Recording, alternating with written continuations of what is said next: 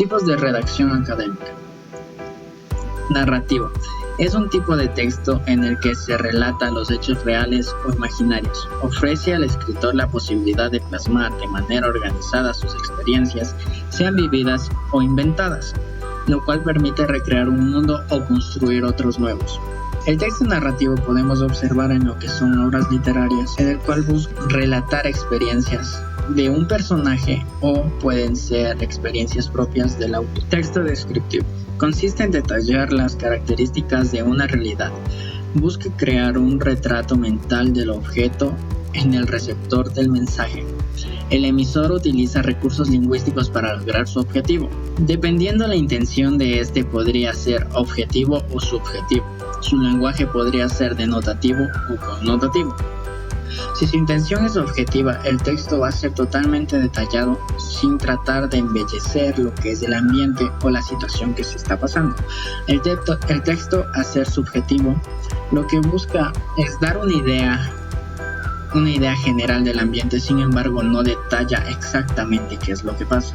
Texto argumentativo es un conjunto de ideas que contrastan entre sí, con un fundamento para explicar, justificar, demostrar y convencer sobre un tema.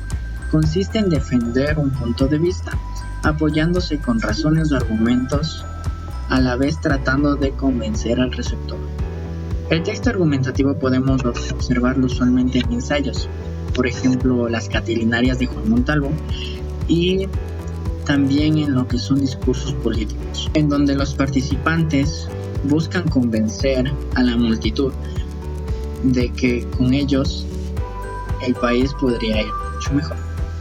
Texto expositivo es aquel que busca transmitir la información de manera comprensiva y explícita a las demás personas, con el fin de ampliar su conocimiento científico o cultural.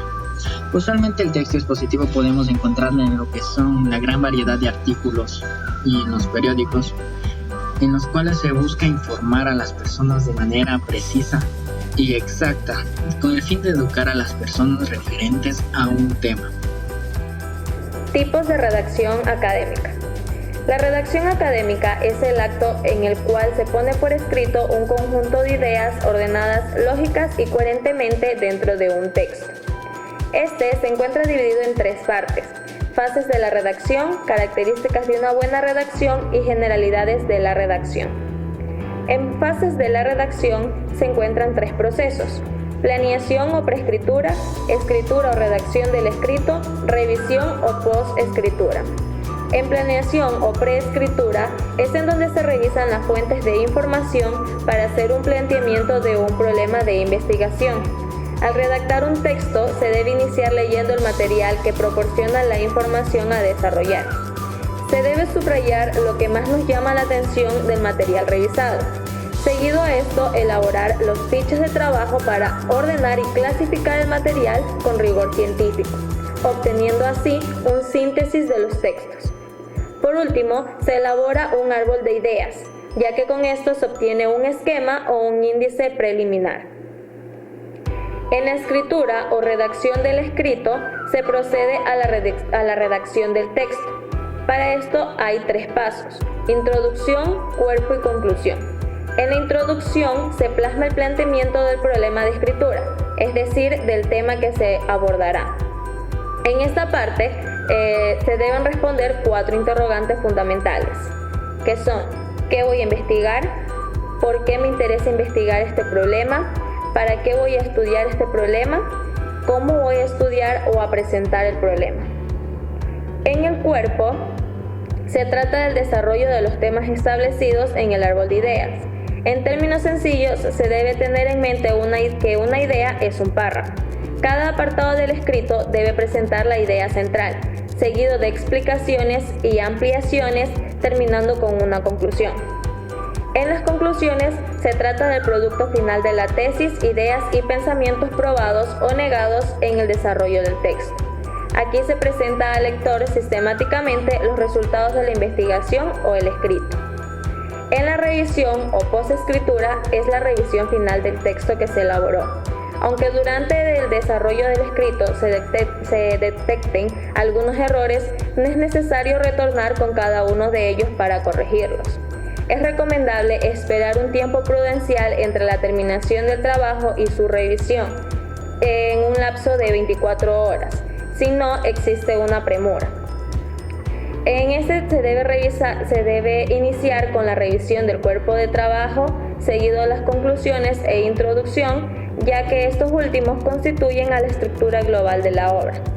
Cuando sea necesario, se debe solicitar a un experto en el tema la revisión final del escrito. Características de una buena redacción. La redacción de un texto debe cumplir con algunas condiciones para que éste se logre captar la atención del lector y se pueda sumergir en él. Algunas características más importantes son la claridad, ya que la forma de redacción del texto debe entenderse sin dificultades por el público al que está dirigido, ya que si el lector debe repetir varias veces la lectura, sería evidencia de oscuridad o rareza al transmitir el mensaje. La concisión. La concisión es evitar titubeos, redundancia en las palabras. Ser conciso significa evitar palabras innecesarias. La cohesión consiste en unir oraciones que componen el texto de tal forma que exista continuidad en lo que deseamos transmitir. Esta la utilizaríamos también mecanismos sintácticos y semánticos utilizados en la redacción para formar una red compleja de relaciones. La coherencia es la redacción del texto. Esta debe estar estructurada de forma que mantenga sentido y función de lo que se está desarrollando, de los objetivos que se desean lograr. La corrección. Esta característica consiste en el uso del idioma correcto, respetando las normas para su adecuada escritura, ya que si se logra cometer errores ortográficos o gramaticales, estaríamos ocasionando que el documento pierda formalidad. La propiedad. Esta persigue que las palabras utilizadas expresen justamente lo que se desea transmitir. Debe tener énfasis entre lo más específico sobre el tema y utilizando un lenguaje más técnico y específico. Se recomienda el uso de diccionarios propios del tema de interés. Técnicas básicas de la redacción. Estas técnicas son utilizadas para así poder mejorar nuestra redacción al momento de elaborar algún texto referente a un tema. La descripción. La descripción consiste en pintar con palabras, caracterizar, en decir cómo es algo o alguien. Debe ser fiel, completa y concisa. Como podemos ver aquí, una caracterización va acompañada de adjetivos calificativos, como en el ejemplo que tenemos: niña, bonita, pequeña, inteligente, atrevida. Son adjetivos que califican a esta persona. Igual podemos hacerlo con objetos. La narración consiste en decir cómo sucedió algo, en contar sus características principales. Debe ser dinámica, atractiva y concreta. Narrar es relatar hechos. Como lo hemos visto en varias obras literarias, incluso puede ser en una crónica, narran los hechos de manera legítima, en la cual busca exponer sus experiencias y de este modo entregar una idea concreta de lo que el autor quiere mostrar al receptor. Exposición. Consiste en desarrollar una idea o conjunto de ideas con el objetivo básico de informar, opinar, criticar, comentar, definir, explicar, interpretar. Debe ser objetiva y exacta. En la exposición, una persona es el encargado de exponer todos los datos recolectados referentes a una investigación o puede ser un proyecto que se ha puesto en marcha. Argumentación. Se distingue de la exposición porque tiene como objetivo básico demostrar, comprobar y convencer. Además de ser objetiva y exacta, debe aportar pruebas convincentes de lo que afirma o niega. Usualmente podemos observar la argumentación en debates políticos y en ensayos, en el cual se puede observar argumentos que sustentan una idea tratando de convencer al receptor. Diálogo. Consiste en reproducir por escrito la conversación, la entrevista, el interrogatorio. Debe ser natural, ágil y significativo. Usualmente el diálogo podemos observarlo en revistas, en donde una persona redacta el punto de vista de otra persona que tiene conocimientos sobre algún tema específico. Resumen. Consiste en reproducir a lo esencial el contenido de un texto, una conferencia, etc., utilizando el mínimo de palabras. Debe ser coherente, breve y preciso. Este es el más utilizado por los estudiantes, ya que un resumen ayuda a concretar todo lo que son varias ideas en un solo texto mínimo, el cual de manera objetiva y breve expone lo que trata el texto. Entre las generalidades de la redacción tenemos la incorporación de los vocablos. En la actualidad, el castellano es resultado del mestizaje cultural de los españoles al momento de ser conquistados por distintas civilizaciones como los árabes y romanos. Posteriormente, en la época de la conquista de América, se enriqueció más el idioma español, debido a las relaciones que se dieron entre las civilizaciones de esas regiones. Es así que se pueden identificar algunos grupos de palabras producto de esta mezcla, o mejor conocidos como los barbarismos. Entre estas tenemos el anglicismo. Son palabras provenientes del inglés, por ejemplo, play, béisbol, fútbol, soccer, hot dog, entre otras. Mientras que los arabismos son palabras provenientes del mozárabe, por ejemplo, azucena, algeli, atalaya, barrio, tarea, jaqueca, entre otros.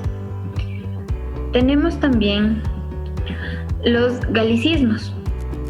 Las palabras galicistas son provenientes del francés, por ejemplo, flecha, calle, jardín, duque, entre otros.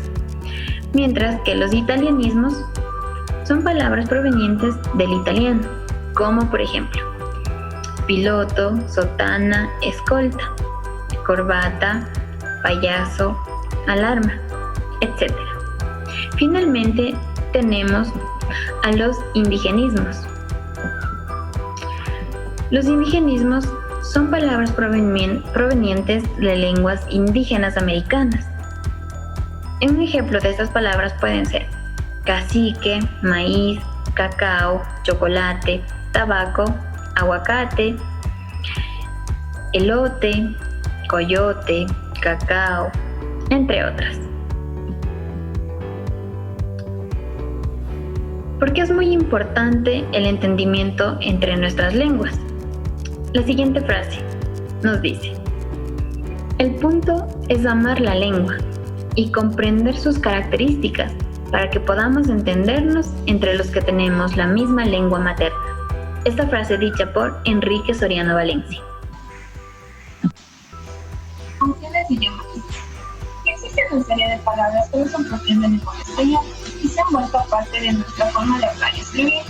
Algunos son productos de la mezcla del español con otros idiomas. A continuación se presenta una clasificación general: barbarismo, ambigología, monotonía, impropiedad, redundancia y vulgarismo. Barbarismo. Palabras que se escriben o pronuncian de forma defectuosa. Son vicios del lenguaje. Ejemplo: dijiste. Correcto, dijiste. ¿Para qué? Correcto, ¿para qué? Ambigología. Son expresiones con doble interpretación y que no deja claro lo que se quiere transmitir. Ejemplo: el niño miraba a su padre sonriendo. ¿Quién sonreía? ¿El padre o el niño? Vamos a ir al cine y después a comer. Te mandó un mensaje para que te ganes. ¿A dónde? ¿Al cine o a comer? Monotonía. Uso repetitivo de palabras o construcciones secundarias a pobreza lingüística. Por ejemplo, como te dije, estaba muy ocupado porque mi trabajo me dejó mucho trabajo para llevar a cabo el desempeño de mi puesto, por lo que te cuento que no tengo mucho tiempo para hablar. Impropiedad. Se trata de la falta de propiedad en el uso de palabras. Por ejemplo, los abogados estudiaron el caso en profundidad. Lo correcto sería: los abogados estudiaron el caso con detenimiento. Redundancia. Es la repetición de conceptos de forma innecesaria. Ejemplo: el día de hoy. Entrar adentro. Vulgarismo. Palabras o expresiones usadas incorrectamente. Por lo general, no trascienden al lenguaje escrito. Suelen utilizar las personas poco instruidas. Ejemplo: ahí. Lo correcto, ahí. Catala, lo correcto, ahí.